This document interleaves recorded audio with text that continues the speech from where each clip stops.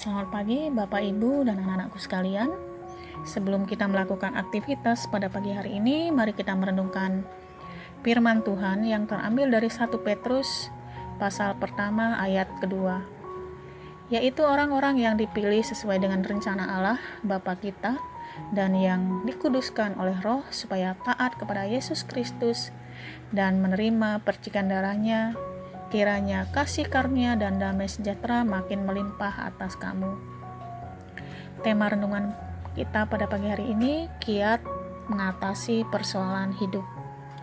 Di suatu daerah di Australia, ketika musim panen tiba, maka para petani kentang berkumpul di suatu tempat. Mereka memisahkan kentang-kentang yang baik, yang besar-besar dipisahkan dari kentang yang lain yang kecil dan kurang baik, untuk kemudian dikirim ke pasar untuk dijual. Tapi ada satu petani yang berbeda dengan teman lainnya. Dia tidak memisahkan kentang itu, tetapi langsung saja dimasukkan ke dalam truk untuk dibawa ke pasar. Tapi dengan sengaja dia memilih untuk melewati jalan yang rusak atau jalan yang berbatu-batu. Tapi rupanya cara unik ini justru mampu memisahkan kentang yang baik dan besar dari yang kecil dan kurang bagus.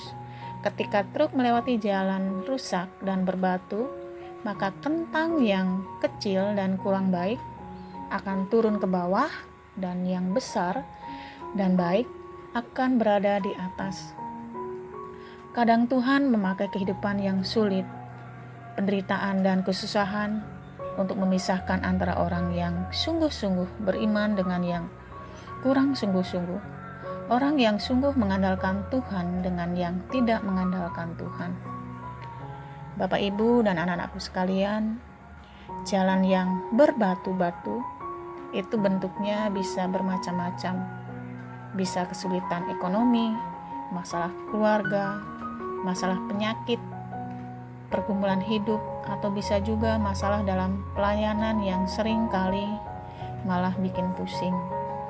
Melalui semuanya itu, apakah kita akan seperti kentang yang besar yang justru muncul ke permukaan, mampu mengatasi semua dengan tetap berpegang pada janji Tuhan?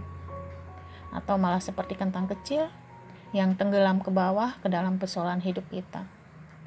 Tuhan yang kita sembah di dalam Yesus Kristus pasti tidak ingin kita kalah dalam persoalan kehidupan, tapi Dia menghendaki kita menang atas semua persoalan kehidupan yang Tuhan izinkan terjadi dalam hidup kita. Bagaimana caranya supaya kita berkemenangan atas kesulitan hidup? Dalam firman Tuhan di atas mengajarkan bahwa kesadaran kita sebagai orang percaya kepada Tuhan Yesus adalah kunci kehidupan yang berkemenangan atas segala persoalan hidup. Marilah berdoa. Bapa di surga, ajarlah kami untuk selalu mengandalkan-Mu dalam kesulitan hidup, penderitaan, dan permasalahan yang kami hadapi. Amin.